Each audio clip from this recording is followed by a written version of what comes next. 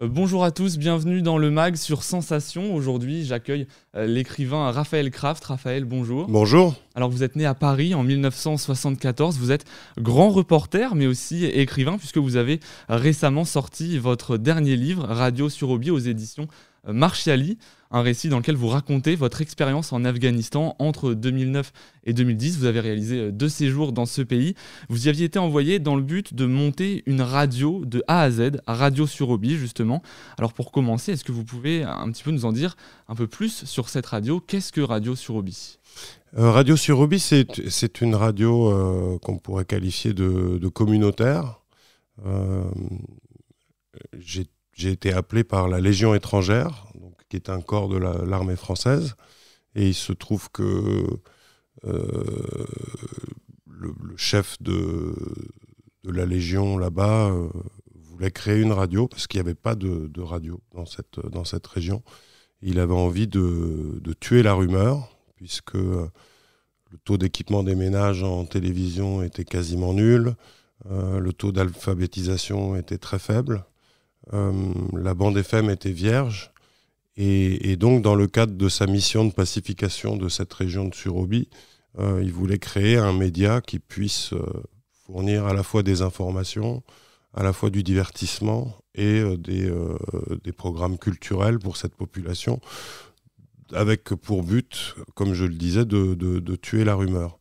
Et il voulait s'affranchir des services de l'armée française pour ce faire, parce que l'armée française n'est pas forcément très compétente dans ce genre de mission, des compétences qu'elle avait, qu'elle a perdues, avec notamment la fin de la conscription à la fin des années 90.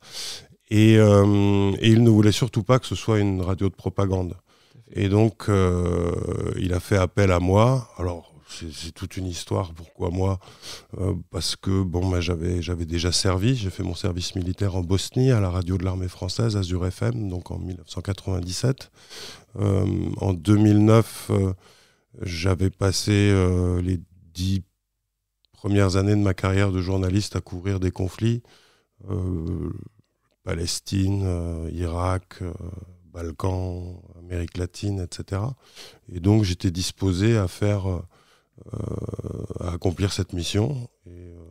Mais par contre, il fallait que je m'engage dans l'armée française. Tout à fait. Parce que cette mission, vous l'avez menée sous le statut de capitaine de réserve au sein du 2e régiment étranger d'infanterie de la Légion étrangère, vous l'avez dit.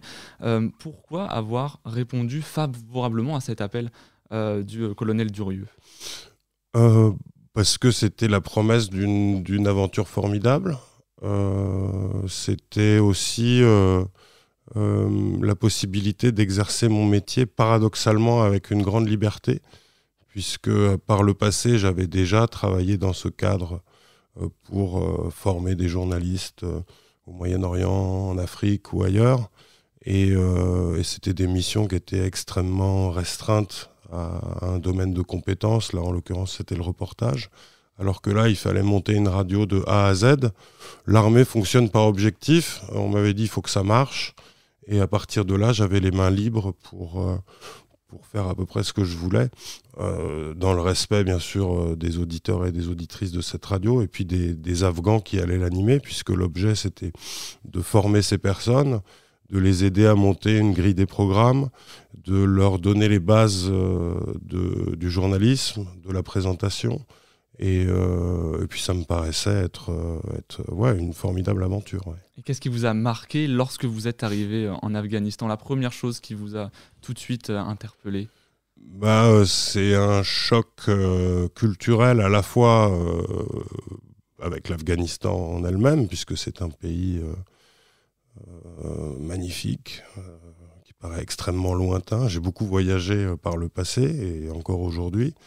Et je dois dire que l'Afghanistan demeure le pays qui m'aura le plus marqué par ses paysages, par ses habitants, par sa culture, par ses valeurs aussi. Et l'autre choc, c'est la Légion étrangère, finalement, dont les valeurs ne sont pas si éloignées des Pashtuns. Et il a fallu m'intégrer à ce corps d'élite de l'armée française, puisque j'étais considéré comme un infâme gauchiste pour eux. Et pour que je mène la mission du mieux que possible, il fallait que j'accepte les règles. Et donc c'était un jeu de caméléon où il fallait jouer le jeu d'un officier de Légion sur un piton rocheux en Afghanistan. Donc c'était assez, sinon ludique, en tout cas passionnant. Et leur montrer que malgré le gouffre qui nous séparait d'un point de vue politique notamment, on avait la possibilité de travailler ensemble. Et le résultat, c'est que cette radio a très vite fonctionné et a rencontré un grand succès dans la région de Surobie. Alors justement, en 2023, vous sortez votre livre Radio Surobie aux éditions Marchali. C'est votre deuxième ouvrage sur cette expérience, puisque vous aviez déjà publié Captain Teacher aux éditions Bûcher-Castel il y a 10 ans. Aujourd'hui, vous le dites, la radio a rencontré un grand succès. Radio Surobie, ça raconte l'après Radio Surobie. Comment elle se porte aujourd'hui, cette radio ? Elle ne se porte plus. Puisqu'elle a disparu. En l'occurrence, effectivement, un premier texte a été publié aux éditions Bûcher-Castel en 2013 qui racontait l'aventure de la création de cette radio.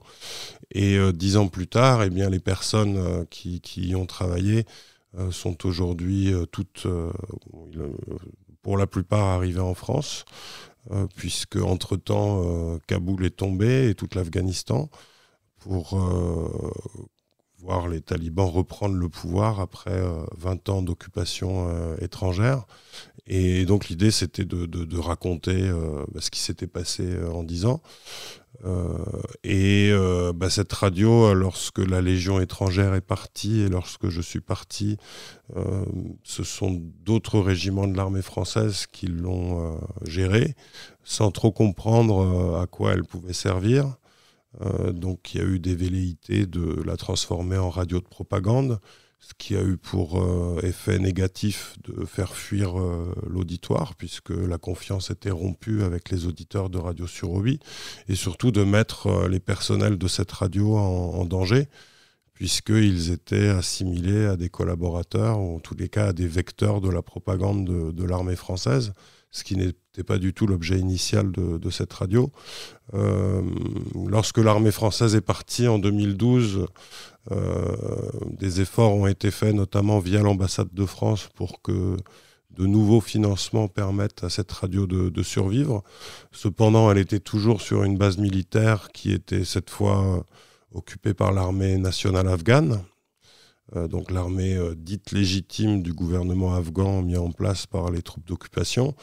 Et là, elle a perdu toute crédibilité auprès de ses auditeurs. Ses financements ont petit à petit fondu au soleil. Le studio dans lequel elle était installée a été investi par le commandant afghan de la base. Ils se sont retrouvés dans un préfabriqué à l'écart et lentement, elle a disparu. Ses personnels sont partis pour n'être plus tenus qu'à bout de bras par son directeur, Aziz Rahman, lequel a abandonné la radio en 2018, enfin contraint en tout cas, et tenté de venir en France. Et dans Radio Surobie, vous écrivez justement « L'Afghanistan est loin, pourtant il poursuit quiconque a foulé son sol ». Rapidement, comment l'Afghanistan vous poursuit, vous, aujourd'hui ? Moi, elle me poursuit parce que les personnes que j'ai rencontrées là-bas, ces 10 dernières années, j'ai essayé tant que faire se peut de les faire venir en France. Un certain nombre ont pu le faire. Ces personnes, je continue à les voir. Elles sont en exil, ici en France. C'est une douleur pour elles. Et donc pendant 10 ans, vous regardez les alertes Google sur Surobie. D'abord, vous regardez les alertes Google jusqu'en 2012 avec l'armée française, savoir s'il y a des morts, etc. Parce que vous avez été un soldat là-bas, donc vous êtes sensible à ce genre de choses. Merci beaucoup Raphaël Krab, je suis désolé, c'est tout le temps qu'on avait. Merci d'avoir été avec nous. Merci beaucoup. Je rappelle que vous êtes grand reporter, auteur de Radio sur Obi en vente depuis le 10 mai. Merci à l'ISCPA de nous avoir accueillis dans ses studios. Vous pouvez retrouver cette émission en podcast audio et vidéo sur notre application Radio Sensation.